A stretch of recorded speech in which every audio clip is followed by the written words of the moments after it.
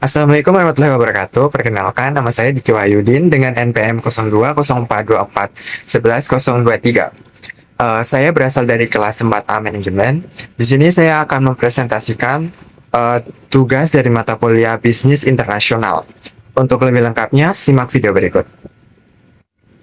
Baik, jadi pada kesempatan kali ini kita akan membahas topik yang sangat relevan bagi para pelaku bisnis global, yaitu strategi keuangan dalam manajemen bisnis internasional.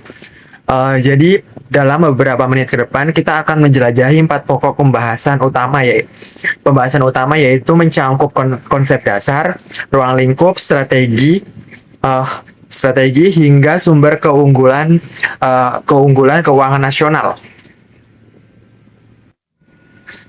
Jadi presentasi ini terbagi dalam 4 kelompok bahasan. Yang pertama kita akan memahami pengertian dan terminologi keuangan internasional. Yang kedua, ruang lingkup keuangan internasional yang mencangkup berbagai dimensi lintas negara.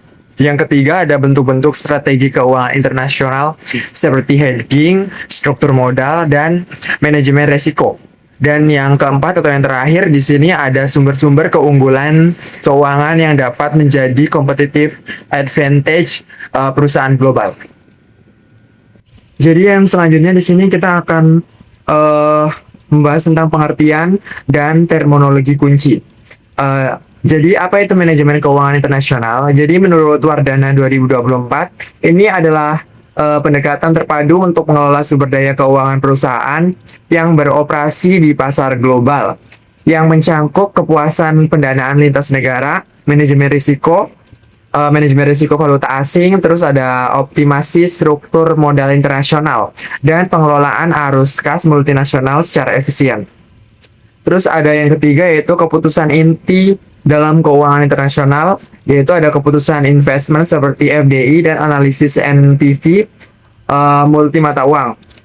Terus jadi ada juga keputusan pendanaan melalui obligasi internasional dan pasar modal asing serta manajemen risiko yang mencangkup lindung nilai terhadap risiko kurs, suku bunga hingga risiko politik. Jadi yang selanjutnya di sini adalah ruang lingkup 6 dimensi utama. Jadi ruang lingkup keuangan internasional itu mencangkup 6 dimensi utama. Yang pertama ada pasar valuta asing atau forex. Ini adalah pasar terbesar di dunia dengan volume sekitar 7,5 triliun dolar per hari. Yang kedua ada manajemen risiko keuangan internasional yang mencangkup risiko kurs, suku bunga dan risiko negara. Terus yang ketiga ada struktur modal dan pembiayaan internasional melalui Eurobond dan obligasi asing. Terus juga yang keempat ada capital budgeting internasional untuk mengevaluasi investasi asing langsung atau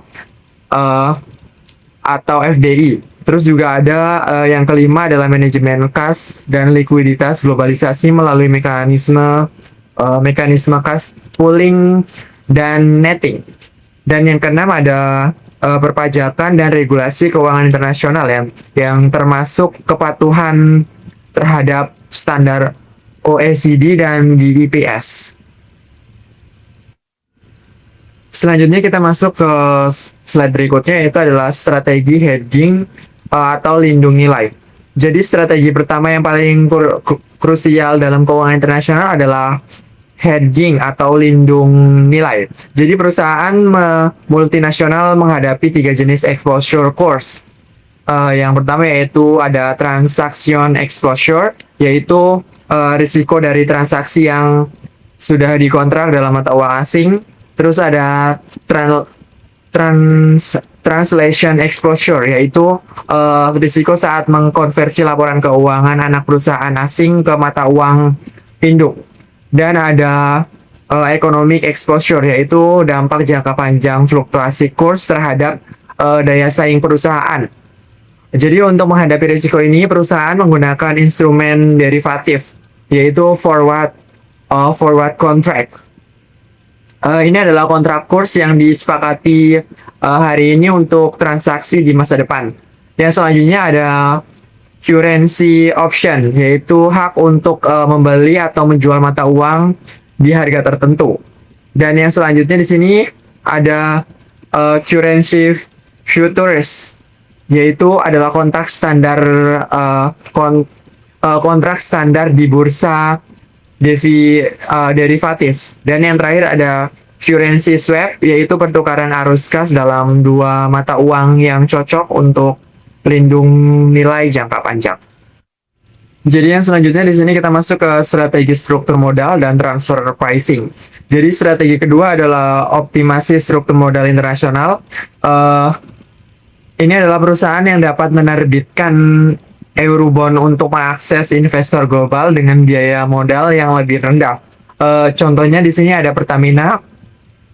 Jadi Pertamina itu menerbitkan green bond senilai $1 miliar di pasar internasional. Mereka juga bisa mendaftar saham di bursa asing melalui mekanisme ADR dan GDR untuk memperluas basis investor. Jadi strategi ketiga adalah transfer pricing. Ini adalah penetapan harga transaksi antar unit dalam grup multinasional. Jika dilakukan sesuai prinsip arm's length atau OECD, ini merupakan instrumen efisiensi pajak yang legal. Terus juga perusahaan menggunakan cash pooling untuk mengkonsolidasi kas seluruh anak perusahaan dan multilateral netting untuk mengurangi biaya transaksi valuta asing antar unit.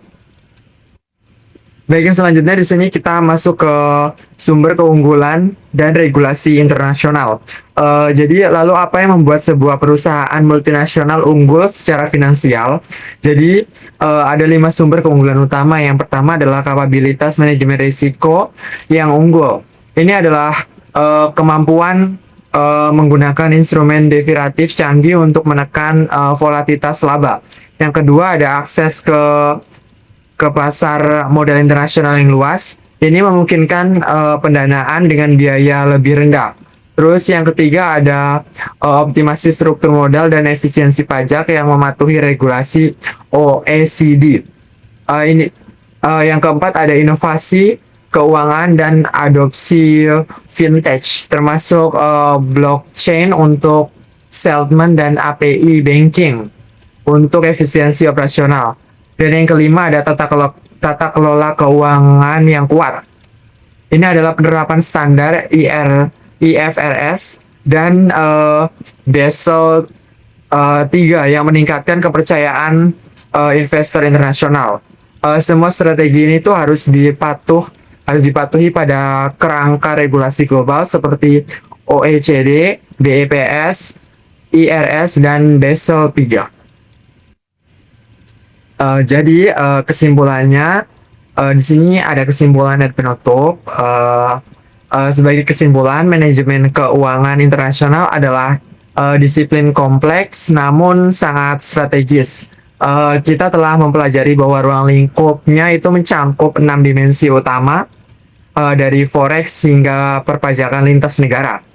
Terus strategi utama meliputi hedging, terus optimasi struktur modal, capital budgeting FDI, terus ada transfer pricing dan cash pooling global. Dan keunggulan finansial dibangun dari kapasitas risiko, akses pasar global, ada efisiensi pajak, inovasi fintech, serta tata kelola GCG yang kuat. Semoga materi ini bermanfaat. Terima kasih banyak telah menyimak presentasi ini hingga akhir. Saya akhiri, wabillahi taufiq wal hidayah. Wassalamualaikum warahmatullahi wabarakatuh.